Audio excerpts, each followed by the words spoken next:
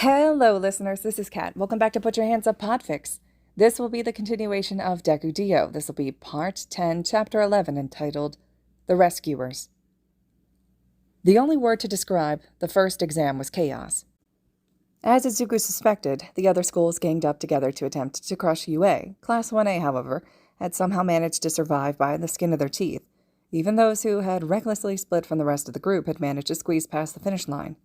Now the 100 examinees who passed were corralled together into a waiting room. "You okay, Deku-kun?" Uraraka asked worriedly, noticing Izuku staring out into space.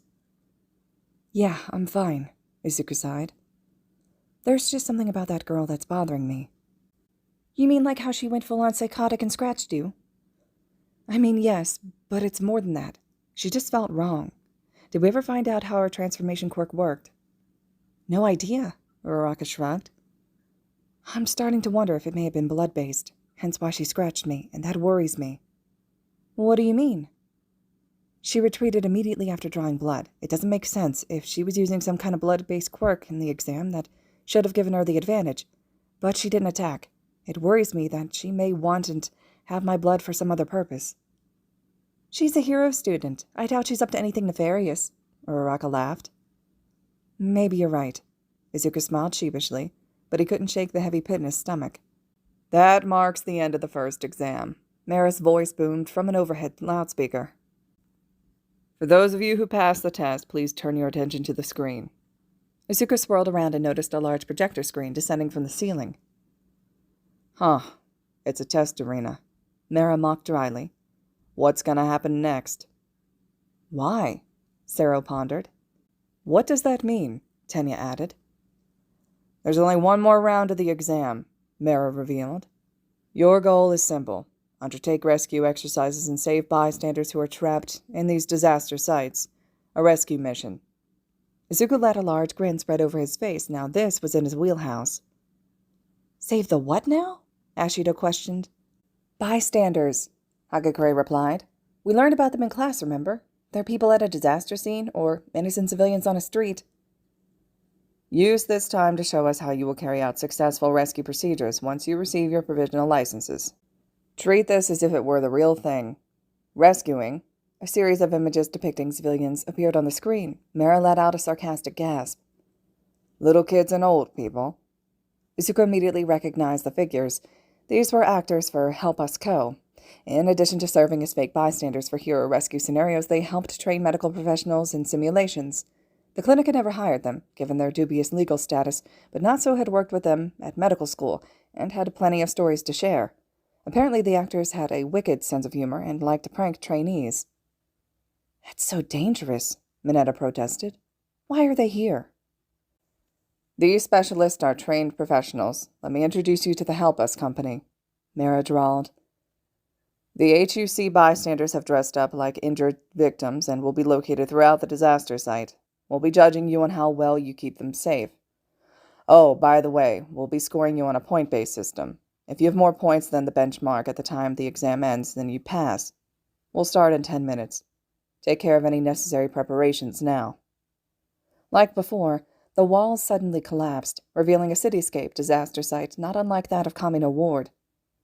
"All right," Izuku shouted. "We should use this time to plan ahead." Unfortunately for Izuku, none of his classmates seemed to be listening. Mineta, Sero, and Kaminari were giggling, perversely, in a corner and sending weird looks Izuku's way. Bakugo, Kirishima, and weirdly Todoroki seemed to be arguing with a kid from Shiketsu.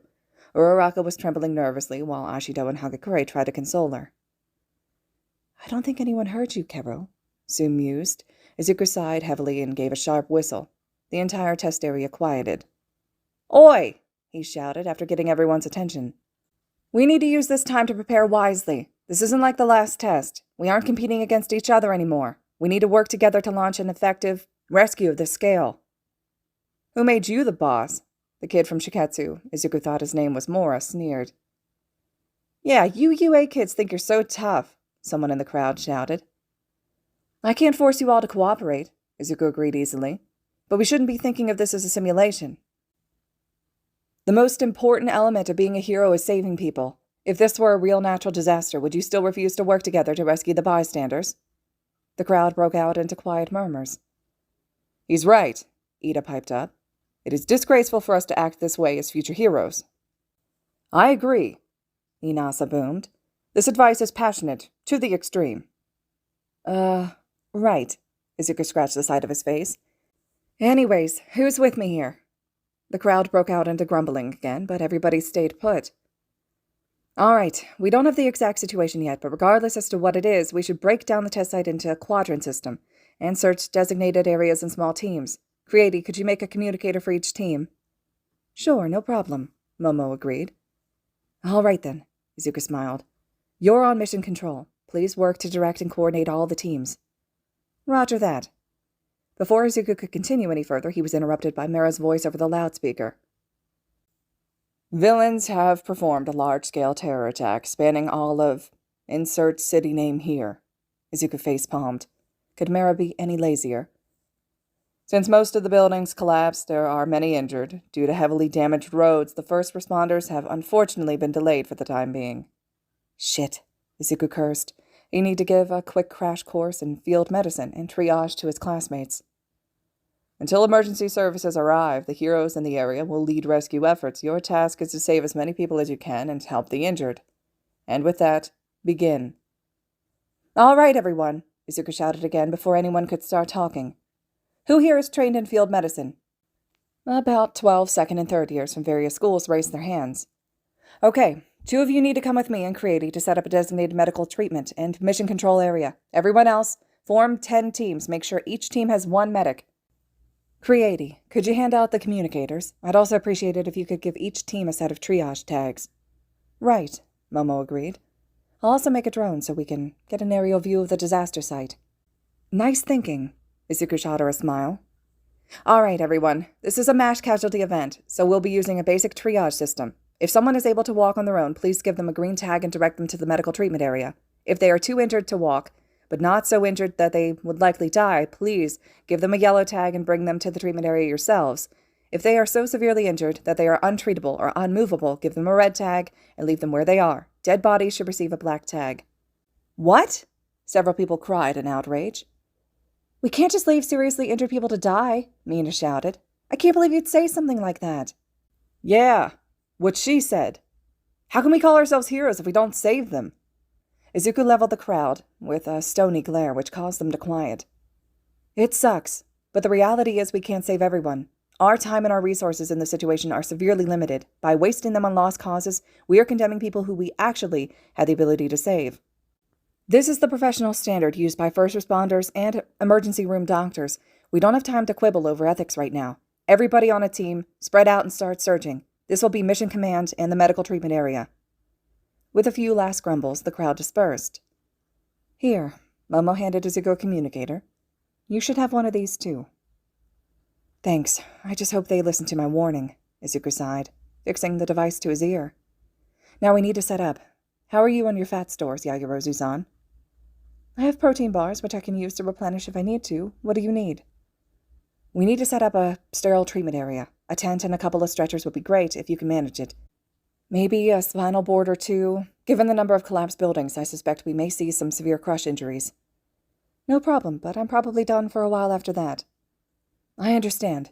Izuku spun around to face the 2 third years who stayed behind with them. It's nice to meet you. I'm Midori Izuku from UA, hero named Deku. My quirk is super strength. I don't look it, but I'm actually apprenticed to Recovery Girl and have several years of advanced medical training. I'm Awada Emi, the first, a young woman with pale blue skin and fins for ears, answered. Hero named Hydros. I'm a 3rd year at Isamu Academy High School. My quirk is Scald, which allows me to produce hot water. I took an emergency first aid course over the summer. Wow, your quirk will be great help for first aid treatment. Can you control how hot the water is? Is it hot enough to sterilize our tools? Have you practiced using it to wash out wounds? Izuku started rambling. Iwata just chuckled. I can make the water temperature anywhere between a hot bath and boiling, so yes, I am happy to help sterilize things and wash wounds. I'm Yagahashi Ryota, hero named Scimitar. A boy with dark skin, white hair, and obvious goat mutation added. I'm a 3rd year at Seijin High School. My quirk is goat, pretty self-explanatory. I'm a certified EMT. Izuku had tons of questions about his quirk, but clamped down on them. Now was not the time. Nice to meet you. What do you guys have in terms of medical supplies? I'm well stocked with a basic first responders kit. Yakahashi replied. I only have some bandages. All right, in that case, Hydros, you can handle our intake and green tag patients. Scimitar and I will take care of our yellow tag patients and green tags as we have time. Sounds good to me. Righto. Hey, Deku, the tension stretchers are all set up. Great, thanks, Creati. Izuku paused as voices came over his comms device. We're about to have 2 patients incoming. Everybody to your stations. Izuku spun around and headed into the newly erected medical tent. Not a minute later, the first 2 patients had arrived, brought in by Uraraka. Another 5 minutes in, and they almost had more patients than they could handle. We have a yellow tag here, an older gentleman who was crushed under a building, Iwata announced. The second patient is his grandson and a green tag. Suspected minor head injury. Thanks, Izuku shouted, rushing over to the grandfather. Sir, I'm the hero Deku, and I'll be taking care of you today. Can you tell me your name? The man groaned before rasping out. Todashi. Very good, Todashi-san. Can you tell me where you are? Before he could answer, Uraraka interrupted. Deku-kun, I'm heading back out.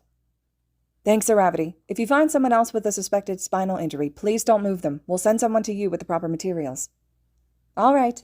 Uraraka made an okay sign with her hand before running off. Mister, is my grandpa going to be okay? The actor playing the green tag patient tugged on Izuku's pants. Izuku bent down and ruffled the boy's hair. Don't worry. I promise I'm going to do my very best to take good care of him.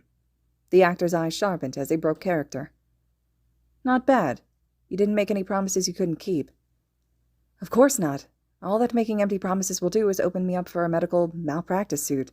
The actor barked out a short laugh. You're not wrong. Anyways, I need to focus on treating your grandfather right now. Sir, on a scale of 1 to 10, how bad is your pain? An 8. And where does it hurt? My back, you idiot. Okay, I'm going to touch you now. Can you feel when I press here? Izuku prodded first his left and then his right hand. Yes. And here? Izuku moved to the feet. Yes. Excellent. Can you wiggle your fingers and toes for me? Wonderful. Luckily, it doesn't seem like you have any serious neurological damage. However, your spinal pain does worry me. We won't be able to know the extent of your injury until we can get you to a hospital for x-rays. Going to secure you so that you can't move and risk injuring your back any further. If you would like, I can also give you some medication for the pain. Is that okay?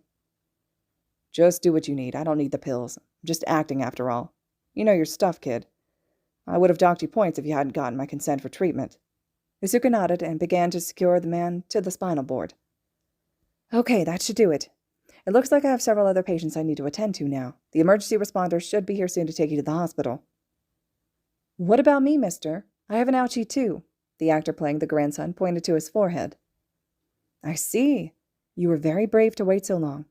Could you keep being brave for me and wait just a little bit longer? There are some very hurt people who need my help even more than you do. Okay, mister, the actor agreed, smirking. Nice deflection. Izuku merely laughed and moved on to his next patient. Deku! Iwata-san shouted. Over here! Woman mid-30s with a compound humerus fracture. She's losing blood quickly. Izuku rushed over. Obviously, the actor didn't actually have a compound fracture, but the prosthetic she was wearing to mimic it was surprisingly realistic. Fake blood?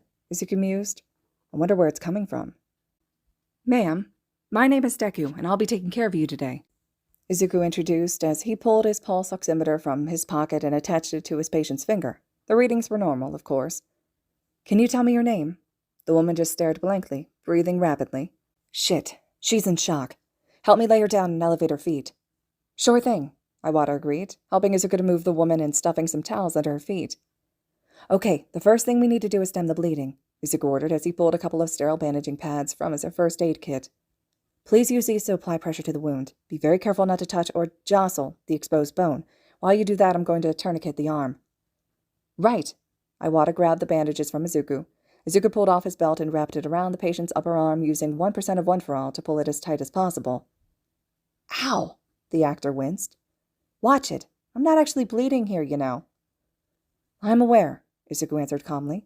But nonetheless, I will treat you exactly as I would an actual injured patient. Nothing I will do will actually cause you any harm. You have my assurance. Yeah, whatever.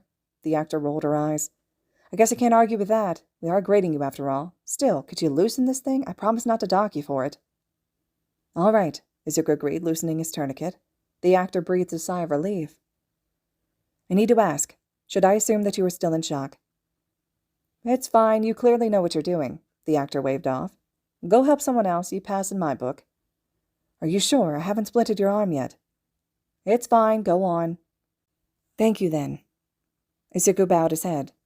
An ambulance will transport you to the emergency room for further treatment once the first responders arrive. If your condition starts to worsen, please be sure to let one of us know. At this point, the tent was practically overflowing with patients. Hey, Scimitar, how many yellow tags do we have? About 10. Some idiot also brought in a couple of red tags. Of course they did. Go give them pain medication. I mean, not actually, since they're not really injured, but mime it anyways. Otherwise, for now, we need to leave them. If they're still alive after we handle the yellow tags, then I'll see what I can do. Let's each take 5. When you see her, please ask Hydros to start treating green tags. We need to clear up space in here. Roger that, Yagahashi offered a lazy salute. Right. Izuku turned to his next patient, who had some kind of major head trauma. Here we go again. That green kid of yours isn't half bad, Miss Joke chuckled from the observation bleachers. He just took charge immediately and got everyone to work together. Aizawa narrowed his eyes as he peered down on his most troublesome student. He's got charisma, though he doesn't show it. I'm not surprised he convinced everyone to work together as a team, but taking charge like this is highly unusual behavior for him. He usually strikes me more of a follower, and our class has yet to do any real rescue-focused coursework, so I'm unsure where the problem child is getting his confidence from. Problem child, huh? I didn't take you as one to play favorites. Shut up. Aizawa hid his face in a scarf to cover his blush. I don't have favorites. I just call it like I see it. He is the height of being a problem child. Miss Joke burst out into rambunctious laughter. Well, it looks like your problem child has the makings of a fine hero. Like I said, this is unusual behavior for him. He's usually more timid. I mean, it doesn't look like he's going to do any heavy lifting. He's staying put while everyone else is heading out. Maybe he's mission command. That's even weirder, Aizawa frowned. I've never known the problem child to not recklessly dive in head first, plus his quirk is super strength that's perfect for this kind of rescue work. Wait, looks like the ponytail girl is mission control. That makes sense. Yaoyorozu-san has a good head on her shoulders. High praise coming from you.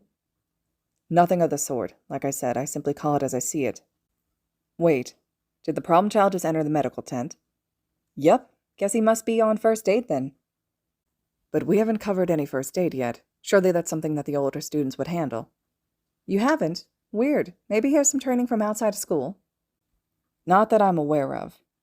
I mean, he did ask permission to carry a basic first aid kit, but I'm sure I would know if he knew anything more advanced than applying bandages. Well, I don't know what to tell you. I wish we could see what was happening inside.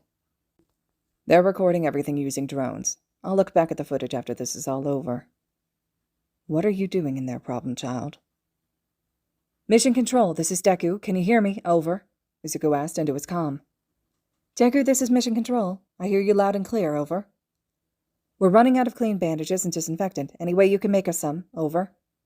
Sure thing. I'll need you to come here, though, to grab them. Over. No problem. Thank you. Over and out. Izuku pulled his hand away from his comm.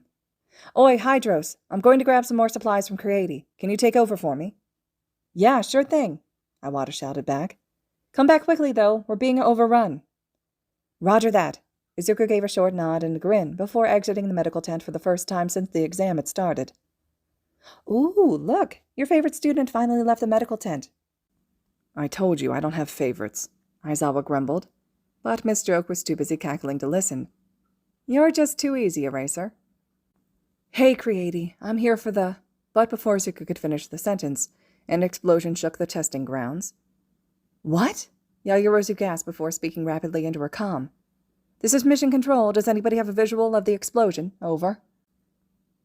Izuku felt his stomach sink. He had just had an awful thought. Hey, Creati. You know, Mera-san never did say that the terrorists had left the scene in this scenario, he offered softly. Yaoyorozu's eyes widened. Mission Control to all teams. Be aware that there may be hostiles on the scene. Suddenly, Mera's voice crackled over the loudspeaker. A villain has completed another large-scale attack. The terrorists have appeared and are beginning to sweep the area. Hero candidates at the scene should continue their rescue efforts while also suppressing the newly arrived villains. Fuck, Yaoyorozu cursed, startling Izuku. Suddenly she stopped and pressed her comm. This is Mission Control. I hear you loud and clear. Over. Yaoyorozu paused before gasping loudly. What? Gang Orca! Izuku's eyes widened. Sakamata-senpai, he whispered under his breath, and then Izuku saw him, perched on top of a mountainous pile of rubble, teeth bared. Tell me, wannabe heroes, the whale-themed hero boomed loudly.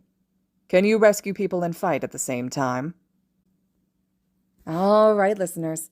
This concludes Chapter 11 of Deku D.O. Chapter 12 will be next. Hope you all are still enjoying this one, and as always, thank you so much for listening.